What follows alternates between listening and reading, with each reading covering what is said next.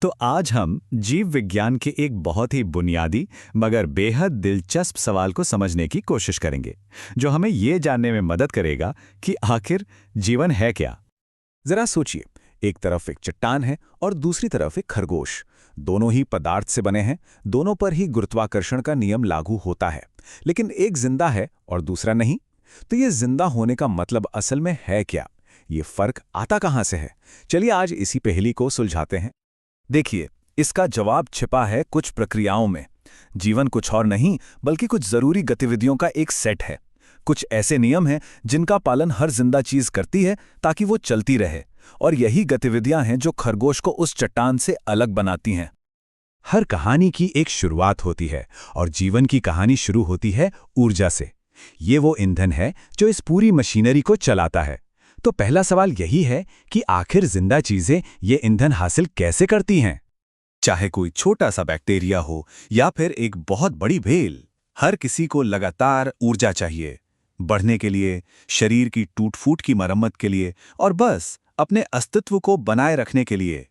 बिना ऊर्जा के जीवन सचमुच थम जाता है। तो भाई, ऊर्जा पाने के लिए ना जीवन ने दो बड़े ही शानदार रास्ते निकाले हैं। एक तरफ है स्वपोषी, जैसे कि पेड़ पौधे जो सूरज की रोशनी का इस्तेमाल करके अपना खाना खुद बनाते हैं, समझ लीजिए दुनिया के शेफ हैं। और दूसरी तरफ है परपोषी, जैसे कि हम इंसान और बाकी जानवर, जो ऊर्जा के लिए दूसरों को खाते हैं, यानी कि हम सब ग्राहक हैं। ठीक है, खाना तो मिल गया, लेकिन ये तो सिर्फ कच्चा माल है ना? असली चुनौती तो ये है कि इस खाने के अंदर जो केमिकल एनर्जी बंद है उसे इस्तेमाल करने लायक रूप में बदला कैसे जाए। और यहीं पे काम आता है श्वसन, यानी रेस्पिरेशन। और नहीं, इसका मतलब सिर्फ सांस लेना छोड़ना नहीं है। ये एक सेलुलर प्रोसेस है जहां खाने के मॉलिक्यूल्स जैसे ग्लूकोज को तोड़ा जाता है ताकि एटीपी नाम का एक एनर्जी मॉलिक्यूल बन सके। एटीपी को आप समझ लीजिए जीवन की एनर्जी करेंसी। इसी से सारे काम होते हैं। अब इस एनर्जी करेंसी को बनाने के भी दो तरीके हैं। एक है वायवीय श्वसन, जिसमें ऑक्सीजन का इस्तेमाल होता है और बहुत सारी ऊर्जा बनती है। ये समझिए हाई ऑक्टेन फ्यूल जैसा है। और दूसरा है अवायवीय श्वसन, जो बिना ऑक्सीजन के काम करता है।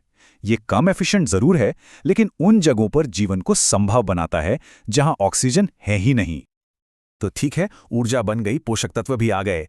अब अगला बड़ा सवाल ये है कि इन्हें शरीर की हर एक कोशिका तक पहुंचाया कैसे जाए। ये जीवन की अपनी लॉजिस्टिक्स की चुनौती है, एक अंदरूनी सुपर हाईवे को बनाए रखना। इस चुनौती के लिए भी कमाल के समाधान है। जानवरों में तो एक पूरा सर्कुलेटरी सिस्टम होता है। दिल एक पंप की तरह खून को हर तरफ धकेलता है, जो ऑक्सीजन और पोषक तत्व डिलीवर करता है। वहीं पौधों के पास अपना खुद का पाइपिंग सिस्टम है। जाइलम पानी को जड़ों से ऊपर लाता है और फ्लोएम बने हुए खाने को पूरे पौधे में बांटता है। जाहिर सी बात है, जहां इतना काम होगा वहां थोड़ा बहुत कचरा भी पैदा होगा। इसे कहते हैं मेटाबॉलिक वेस्ट। और अगर ये कचरा शरीर में जमा होता गया तो ये जहर बन सकता है और पूरे सिस्टम को ठप कर सकता है। तो इस कचरे की सफाई का नाम है उत्सर्जन, यानी एक्सक्रीशन। और हाँ, ये सिर्फ बिना पचे खाने को बाहर निकालना नहीं है। इसका असली मतलब है कोशिकाओं के काम से पैदा हुए जहरीले कचरे को शरीर से हटाना। ये जीवन का सबसे जरूरी हाउसकीपिंग का काम है। इंसानों में ये कमाल का काम करती है हमारी किडनीज। ये लगातार हमारे खून को फिल्टर करती रहती हैं। पहले स्टेप में ये लगभग सब कुछ बाहर निकाल देती हैं। फिर दूसरे स्टेप में ये ग्लूकोज और पानी जैसी काम की चीज़ों को बहुत ध्यान से वापस सोख लेती हैं। और आखिर में जो कचरा बचता है, जैसे यूरिया, उसे यूरिन के रूप में बाहर निकाल दिया जाता है ना? कमाल की प्यूरिफिकेशन सिस्टम। अच्छा, अभी तक तो हमने देखा कि कोई जीव अंदर से कैसे काम करता है, पर कहानी यही खत्म नहीं होती। जीवन को सिर्फ अंदर ही नहीं बल्कि बाहर की दुनिया के प्रति भी प्रतिक्रिया देनी होती है और अपना वंश भी आगे बढ़ाना होता है। देखिए, जिंदा रहने का मतलब सिर्फ ऊर्जा बनाना और कचरा साफ करना नहीं है। इसका मतलब है बाहर की दुनिया में हो रहे बदलावों जैसे तापमान या रोशनी पर रिएक्ट करना, और साथ ही अपने शरीर के अंदर एक स्थिर संतुलन बनाए रखना, जिसे होम्योस्टैसिस भी कहते हैं। जानवर और पौधे दोनों ये काम करते हैं, लेकिन अपने अपने तरीके से। जानवरों के पास दो सिस्टम हैं। एक तो है नर्वस सिस्टम, जो बिजली की तेजी से काम करता है, और दूसरा है हार्मोन्स का नेटवर्क, जो थोड़ा धीमा पर बहुत असरदार होता है। वहीं दूसरी ओर पौधे बिना किसी दिमाग के फाइटोहॉर्मोन नाम के केमिकल सिग्नल्स का इस्तेमाल करके रोशनी की तरफ मुड़ने जैसे मुश्किल काम भी कर लेते हैं। लेकिन किसी एक जीव का जिंदा रहना ही काफी नहीं है। जीवन का जो असली मकसद है वो है अपनी प्रजाति को आगे बढ़ाना, क्योंकि बिना प्रजनन के कोई भी प्रजाति बस एक ही पीढ़ी में खत्म हो जाएगी। और इसके लिए भी जीवन के पास दो मेन स्ट्रैटेजीज हैं। एक है अलैंगिक प्रजनन, जिसमें एक ही पेरेंट से हूबहू कॉपी बन जाती है, ये बहुत तेज और एफिशिएंट है। और दूसरा है लैंगिक प्रजनन, जिसमें दो पेरेंट्स मिलकर आनुवंशिक रूप से अलग संतान पैदा करते हैं, जो बदलते माहौल में प्रजाति को सरवाइव करने में मदद कर सकता है।